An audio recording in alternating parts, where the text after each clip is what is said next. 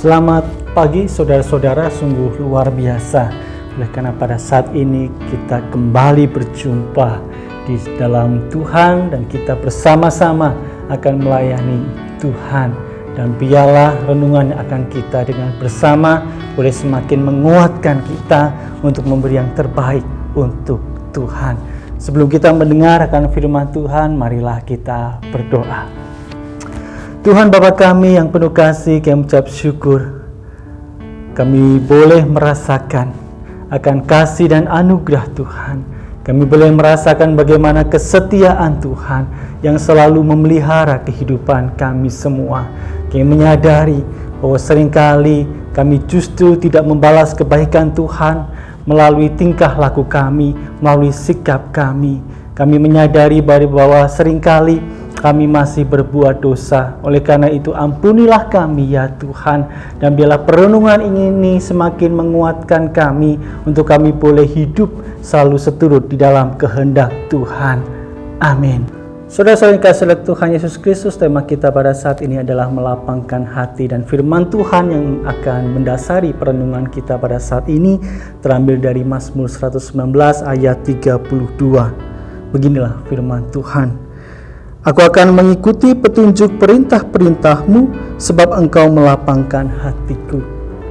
Saudara-saudara yang kasih oleh Tuhan Yesus Kristus, ada satu keluarga sederhana yang terdiri dari bapak, ibu, dan satu anak laki-laki.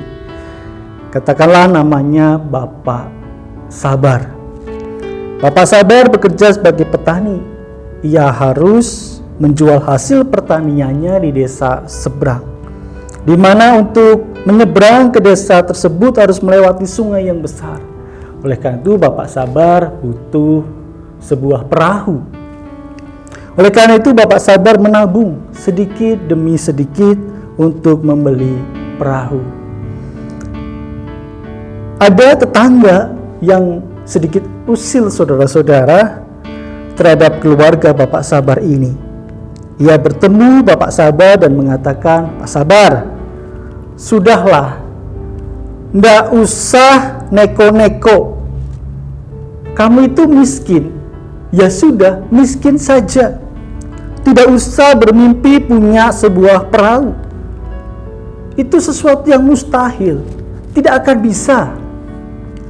Tetapi dengan sabar, dengan tenang, dan tetap tersenyum, Bapak Sabar mengatakan, "Hanya Tuhan yang tahu saya ini orang yang beruntung atau orang yang celaka." Akhirnya uang terkumpul dan akhirnya Bapak Sabar bisa membeli sebuah perahu. Tetangga ini melihat dan berkata kepada Pak Sabar, "Wah, Bapak beruntung ya bisa beli sebuah perahu.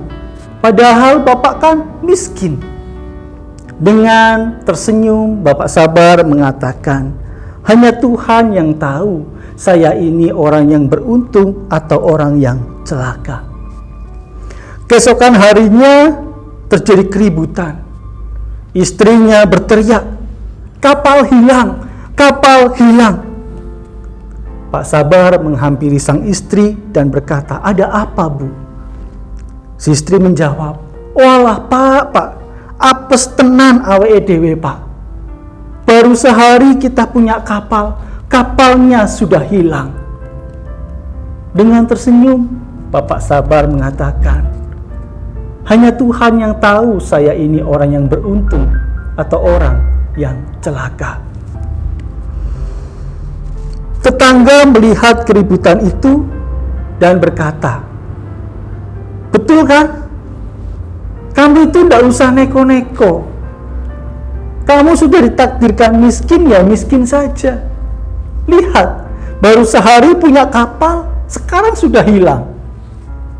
Dengan tenang Pak Sabar, dengan senyumnya yang khas, mengatakan, "Hanya Tuhan yang tahu saya ini orang yang beruntung atau orang yang celaka." Ternyata kehilangan kapal yang dialami Pak Sabar didengar oleh orang yang baik hatinya. Kemudian Pak Sabar diberikan kapal yang besar. Kapal itu kemudian disambut dengan kebahagiaan, dengan sukacita. Nah, karena saking bahagianya, si anak ini kemudian melompat ke kapal, berlari-lari di atas kapal. Karena tidak hati-hati, si anak laki-laki ini pun terjatuh dan kakinya patah. Tetangga itu melihat, kemudian berkata, "Betul toh? Kami itu orang yang tidak beruntung. Kami itu kalau sudah susah ya sudah susah saja. Lihat, kamu diberi kapal besar. Toh ya tetap itu barang kek-kekan. Itu toh tetap barang diberi orang. Dan sekarang lihat, anakmu jatuh, kakinya patah." Dengan tersenyum, Pak Sabar berkata, "Hanya Tuhan yang tahu saya ini orang yang beruntung atau orang yang celaka." Nah, ketika itu di negara tersebut, saudara-saudara, sedang terjadi perang. Dan pemerintah mewajibkan anak laki-laki yang ada di negara tersebut ikut wajib militer. Semua harus jadi prajurit. Semua harus perang. Dan anak tetangga itu diangkut oleh para tentara untuk ikut berperang. Tetapi ada satu anak yang tidak ikut berperang, yaitu anak Pak Sabar, karena kakinya patah. Kemudian sang tetangga datang menjumpai Pak Sabar dan berkata, "Kamu itu orang yang beruntung, karena anakmu tidak hilang." Dengan tersenyum, Pak Sabar berkata, "Hanya Tuhan yang tahu saya ini orang yang beruntung atau orang yang celaka." Saudara-saudara, dalam kisah ini Pak Sabar menempatkan Tuhan sebagai bagian yang penting di dalam kehidupannya. Baik suka maupun duka, Pak Sabar tetap melakukan kehendak Allah. Menempatkan kehendak Allah menjadi sesuatu yang utama di dalam kehidupannya. Oleh karena itu, saudara-saudara, ia tetap tersenyum, ia tetap bersabar, ia tetap berpikir positif, ia tetap melihat semua yang ada pada dirinya ada dalam kacamata yang baik. Ia tetap tekun bekerja, walaupun ia harus menghadapi tetangga yang reseh. Begitu juga apa yang dialami oleh pemazmur. Ia harus menghadapi sebuah situasi yang buruk, di mana tidak ada lagi keadilan, lemahnya penegakan hukum, penyalahgunaan wewenang. Bahkan pemazmur menyebutkan bahwa ada orang-orang yang menyimpang dari perintah Allah. Bahkan ada pemuka-pemuka yang bersepakat untuk menyerang pemazmur. Nah, di tengah perasaan terasing, perasaan berduka karena situasi yang sedang dialami oleh pemazmur, sebetulnya pemazmur ingin memberontak, ingin melawan dengan berbuat dusta. Tetapi saudara-saudara, ia memilih untuk tetap meletakkan diri kepada Allah, memilih untuk tetap hidup pada kehendak Allah. Pada ayat yang ke-32 di sana dikatakan, "Aku akan mengikuti petunjuk perintah-perintahmu, sebab engkau melapangkan hatiku." Apa yang bisa kita pelajari dari pemazmur ini? Mungkin pada saat ini ada di antara kita yang sedang berduka, merasa atau melihat ketidakadilan, sedang mengalami pergumulan yang begitu berat. Tetapi ketika kita melihat pemazmur, pada saat ini kita diajak untuk kita juga tetap melekatkan diri kita pada Tuhan. Pemazmur mengajak kita untuk tetap hidup di dalam Tuhan apapun yang menjadi tantangan kita.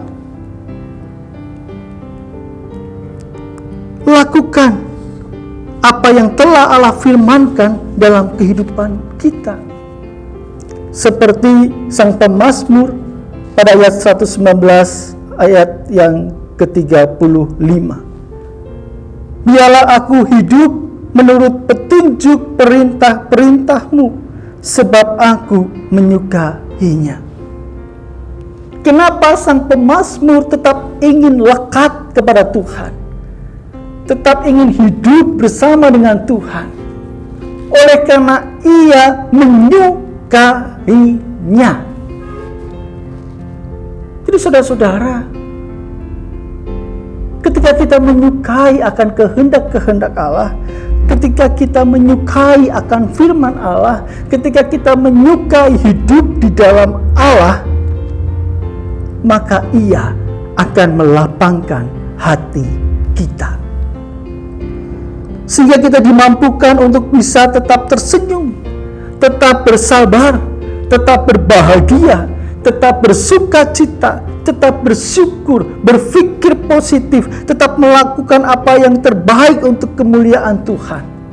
Walaupun persoalan mungkin datang silih berganti. Saudara-saudara yang dikasihi oleh Tuhan Yesus Kristus, ada begitu banyak tantangan dalam kehidupan kita. Tetapi seperti apa yang telah firman Tuhan katakan, Allah ingin kita tetap hidup di dalam Tuhan. Allah ingin kita tetap hidup di dalam firman-firman-Nya. Karena ketika kita mengikuti akan firman-Nya, Ia akan melapangkan hati kita. Ia akan memampukan kita untuk dapat melewati setiap proses kehidupan ini dengan baik. Amin. Mari kita berdoa. Bapa kami yang penuh kasih, ada begitu banyak hal yang harus kami hadapi. Ada begitu banyak tantangan hidup yang harus kami alami. Yang seringkali Tuhan, kami ingin memberontak. Kami ingin melawan dengan satu sikap dan tindakan yang mungkin tidak diperkenan oleh Tuhan. Karena yang penting kami bebas dari setiap persoalan-persoalan yang kami hadapi.